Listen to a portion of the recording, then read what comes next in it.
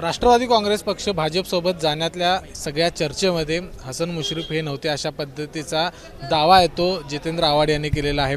जितेंद्र आव्हाडांनी एक दररोज वेगवेगळी स्टेटमेंट येत आहेत। आता त्यांनी म्हटले की हसन मुश्रीफ हे त्या सगळ्या चर्चेमध्ये नव्हते, तुम्हाला भाजपसोबत जायचं नव्हतं। नाही, त्याला माहिती नाही। त्यांच्या सर्व चर्चेमध्ये अजितदादांच्या पवारांच्याबरोबर मी स्वतः होतो।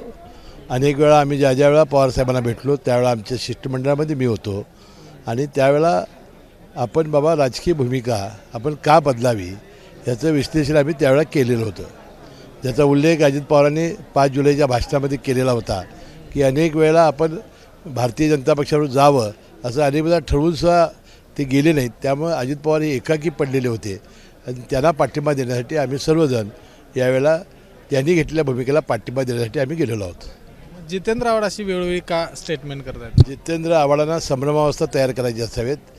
ते आता त्यांच्या पक्षामध्ये एकाकी पडलेले दिसत आहेत, कारण त्यांनी परवा विरोधी पक्षाच्या नेत्याला जो निधी दिला त्याबद्दल केलेल्या वक्तव्यामुळं किंवा ह्याच्यामध्ये एकाकी पडलेले आहेत। त्यांना संभ्रमावस्था तयार करायची आहे। ते परवा म्हणाले की RSSमध्ये बैठक झाली आणि इथून पुढं फक्त भारतीय जनता पक्षाने स्वतःच्या ताकदीवर निवडणुका लढवाव्यात अशी बैठक झालेली आहे। त्यामुळे आता कमळ चिन्हावर अजित पवार गट किंवा एकनाथ शिंदे गट असेल यांनी लढवावं असं यांचं आज ठरलेलं आहे। लगेच बावनकुळे जे प्रदेशाध्यक्ष आहेत त्यांनी सांगितलं की अशी कुठलीही बैठक झालेली नाही आणि आव्हाड हे तिघामध्ये पक्षामध्ये भांडण लावण्याचा संभ्रम निर्माण करण्याचा प्रयत्न करत आहेत आणि म्हणून अशा गोष्टीला अजिबात न विश्वास ठेवता की जितेंद्र आव्हाड हे भ्रमिष्ठासारखे वागत आहेत। दुसरा महत्त्वाचा म्हणजे जरांगे पाटील यांनी दिलेलं अल्टिमेटम हे संपते पुढच्या काही तासामध्ये।